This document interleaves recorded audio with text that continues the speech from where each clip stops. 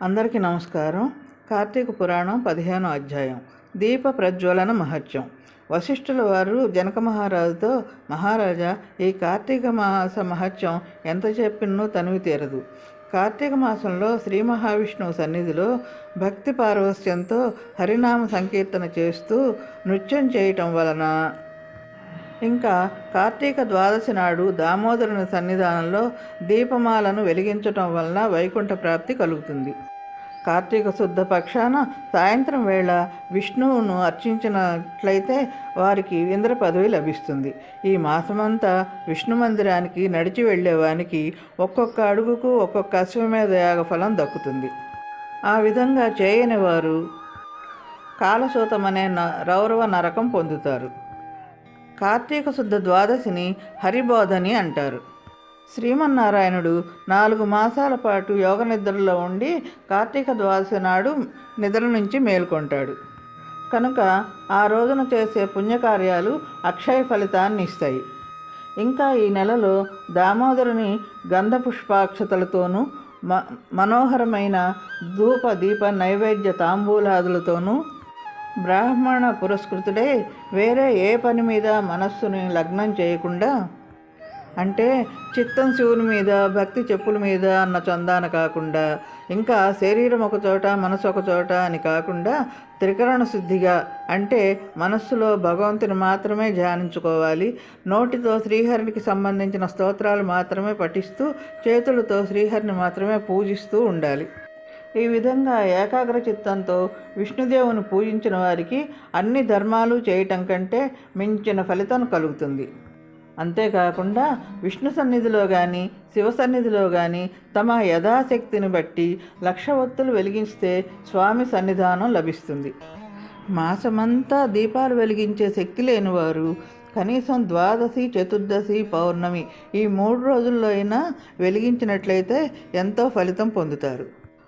సాయంకాలం మందు గోవు పాలు పిండినంతకాలం, అంటే గోవు నుంచి పాలను పిండటానికి ఎంత సమయం పడుతుందో అంత సమయం భక్తితో ఎవరు దీపాలు వెలిగిస్తారో వారు పుణ్యం వల్ల పరిశుద్ధులవుతారు. భగవంతుడు దయాద్ర హృదయుడు. ఎప్పుడూ మనల్ని మంచి మార్గం వైపే నడిపించాలని చూస్తుంటాడు. పుణ్యకార్యాలు చేయించాలని చూస్తుంటాడు. మనం చేసిన చిన్న పుణ్య కార్యమైన పెద్ద ఫలాన్ని ఇస్తూ ఉంటాడు. అందుకే పుణ్యఫలం కోసం రకరకాల మార్గాల్ని, ఇన్ని రకాల మార్గాల్ని మన ముందర ఉంచాడు. ఆ విధంగా గోవు పాలు పిండినంతకాలం కూడా దీపాలు వెలిగించలేని వాళ్ళు కనీసం ఇతరులు వెలిగించిన దీపాలలో నూనె వేసి ఆరకుండా చూసిన వారి పాపాలన్నీ పోతాయి. అందుకే ఈ కార్తీక మాసంలో మనం దేవాలయానికి వెళ్ళినప్పుడు ఏదన్నా ప్రమిదల్లో నూనె వండి అక్కడ దీపం కొండెక్కి ఉంటే మనం వెలిగిస్తే ఆ ఫలితం ఇంత అంతా కాదండి. మహారాజా, దీనికి సంబంధించిన ఒక కథ చెబుతాను, విను. చూడండి, ప్రతి అధ్యాయానికి ఒక కథ ఉంటుంది.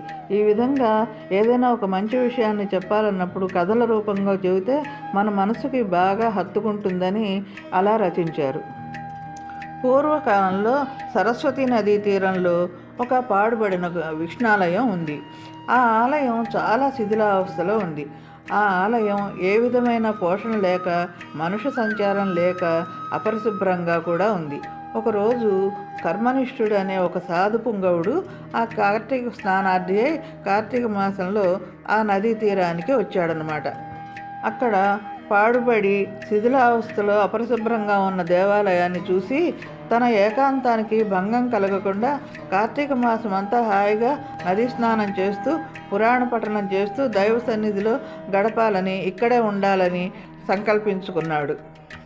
ఆ విధంగా సంకల్పించుకున్నదే తడవుగా పాడుబడి ఉన్న దేవాలయాన్ని శుభ్రంగా చిమ్మి నీళ్లతో కడిగి ముగ్గులు పెట్టి, రంగురంగుల ముగ్గులు పెట్టి, బొట్లు పెట్టి పక్క గ్రామానికి వెళ్ళి ప్రమిదలు, నూనె, దూదె తెచ్చి ఒత్తులు చేసి 12 దీపాలను స్వామి సన్నిధిలో వెలిగించాడు. ఈ విధంగా కార్తీక మాసం అంతా దీపాలను వెలిగించుతూ నిష్ఠతో కార్తీక పురాణాన్ని చదువుతూ శ్రీ మహావిష్ణువును పూజిస్తూ ఉన్నాడు. ఒక రోజున ఒక మూషికము, అంటే ఎలుక, ఆకలితో పగలంతా ఏ ఆహారము దొరకనందున ఆ దేవాలయంలో ఏమన్నా ఆహారం దొరుకుతుందేమో అని ఆ దేవాలయంలోకి ప్రవేశించి అక్కడంతా మూలలంతా అక్కడ తిరిగి తిరిగి వెతకటం మొదలుపెట్టింది. అట్లా తిరుగుతూ తిరుగుతూ అక్కడ ఒక ప్రమిదలో కొడిగట్టి ఉన్న దీపాన్ని, ఆ ఒత్తిని చూసింది. ఆ ఒత్తినే తినాలన్న ఆశతో ఆ ఒత్తిని నోటితో పట్టుకుంది. ఆ నోటితో పట్టుకున్నది వెళ్ళిపోవచ్చు కదా, అట్లా వెళ్ళిపోకుండా మరో దీపం దగ్గర ఆగింది. మూషికాలు ఎప్పుడు ఎక్కడ ఏమి దొరుకుతుందా అని అటు ఇటు వెతుకుతూనే ఉంటాయి. అవి ఏది దొరికితే అది, ఎంత దొరికితే అంత దొంగిలించి తీసుకెళ్ళి కలుగుల్లో దాచుకుంటూ ఉంటాయి. వాటికి దొంగ బుద్ధి, అత్యాశ ఎక్కువ. అందుకే విఘ్నేశ్వరుడు ఆ ఎలుకని అణిచిపెట్టి ఉంచుతాడు. ఆ విధంగా నోట ఒత్తిని కరుచుకొని వెలుగుతున్న దీపం దగ్గర ఆగటం వల్ల ఆ నోట కరుచుకున్న ఒత్తి ఆ వెలుగుతున్న దీపానికి అంటుకొని అది కూడా వెలిగింది. అది ఎప్పుడైతే వెలిగిందో ఆ వెలుతురు చూడంగానే ఆ ఎలుక కంగారు వచ్చి ఆ ఒత్తిని కాస్త ఆ ప్రమిదలో పడేసి కంగారులో అటు ఇటు శివుని చుట్టూతా తిరగటం మొదలుపెట్టింది. చూడండి, అది కార్తీక మాసం అవటం వల్ల ఆ ఎలుక పగలంతా ఏ ఆహారము దొరక్క దేవాలయంలోకి ప్రవేశించి ఆహారం కోసం ఆ గుడి అంతా లోపల నలుమూలలా తిరగటం వల్ల, కొడిగట్టిన ఒత్తి దానివల్ల వెలగటం వల్ల, ఆ ఒత్తిని తైలం ఉన్న ప్రమిదలో వదిలేయటం వల్ల, తెలుసో తెలియకో ఆ మునిపుంగవుడు పఠిస్తున్న కార్తీక పురాణాన్ని వినటం వల్ల దేవాలయ సందర్శన ఫలితము, ఉపవాస ఫలితము, ప్రదక్షిణ ఫలితము, ఇంకా ఒత్తిని వెలిగించిన ఫలితము, కార్తీక పురాణం విన్న ఫలితము, ఇవన్నీ భగవంతుని సన్నిధిలో జరగటం వల్ల ఆ ఎలుకకు పూర్వజన్మలో చేసిన పాపం అంతా హరించుకుపోయి వెంటనే దానికి మానవ రూపం వచ్చేసింది. ధ్యాననిష్టలో ఉన్న యోగి పుంగవుడు తన కన్నులను తెరిచి ప్రక్కనున్న మానవుణ్ణి చూశాడు. చూసి, ఓయి నీవెవడు, ఎందుకు ఇట్లా నిలబడి ఉంటివి అని ప్రశ్నించాడు. అప్పుడు అతను, ఆర్య, నేను మూషికమును. రాత్రి నేను ఆహారమును వెతుక్కుంటూ ఈ దేవాలయానికి ప్రవేశించి ఇక్కడ కూడా ఏమీ దొరకనందున నెయ్యి వాసనతో కూడి ఉన్న ఆరిపోయిన ఒత్తిని తినవలని దాన్ని నోట కరుచుకొని పక్కనున్న దీపం చెంద నిలబడి ఉండగా నా అదృష్టం కొద్దీ ఆ ఒత్తి వెలగటితే నా పాపములు పోయినందున కాబోలు వెంటనే నాకు ఈ పూర్వజన్మం వచ్చింది. కానీ ఓ మహానుభావ, నేను ఎందుకు ఈ మూషిక జన్మ ఎత్తవలసి వచ్చింది? దానికి కారణం ఏమిటి? కనీసం మీరు దివ్య దృష్టితో చూసి విశదీకరింపుము అని కోరాడు. అంతా ఆ యోగి దివ్య దృష్టి వల్ల అంతా తెలుసుకొని, నాయన, నీవు పూర్వజన్మలో జైమిని గోత్రం గల బ్రాహ్మణుడువు, బాహ్లిక దేశంలో జన్మించితివి. నీకు కుటుంబ పోషణ శక్తి వల్ల స్నానం, సంధ్యానుష్ఠానాలు వదిలిపెట్టి బ్రాహ్మణులను దూషిస్తూ వ్యవసాయం చేస్తూ జ్ఞానం లేనివాడివై దైవ పూజ చేయక శ్రాద్ధాన్నం తింటూ ఉపవాస దినాల్లో కూడా రాత్రింబవళ్ళు తింటూ కాకులకు పెట్టిన బలిని కూడా తిన్నావు. రూపవంతురాలైన నీ భార్య శ్రమపడరాదని ఒక దాసిని పెట్టి దానితో ముచ్చట్లు వేళాకోళాలు ఆడుతూ దానిని కూడా పోషిస్తూ దాని బిడ్డను ఒక శూద్రునికి అమ్మి శూద్రుల వల్ల నుండి పెరుగు, నెయ్యి, పాలు, మజ్జిగ కొంటూ ఎక్కువ ధనం సంపాదిస్తూ ఆ ధనాన్ని పాతిపెట్టి మరణించావు. ఈ విధంగా శూద్రుల వద్ద తక్కువ ధనానికి పెరుగు, నెయ్యి, పాలు, మజ్జిగ, ఇంకా కొన్ని వేరే చోట కొన్ని సరుకులు కొని ఎక్కువ ధరకి అమ్ముతూ ఎక్కువ ధనాన్ని సంపాదించి దాన్ని పాతిపెట్టావు. కానీ దాన్ని కనీసం కొంచెమైనా ఎవరికి దానం కూడా ఇవ్వలేదు.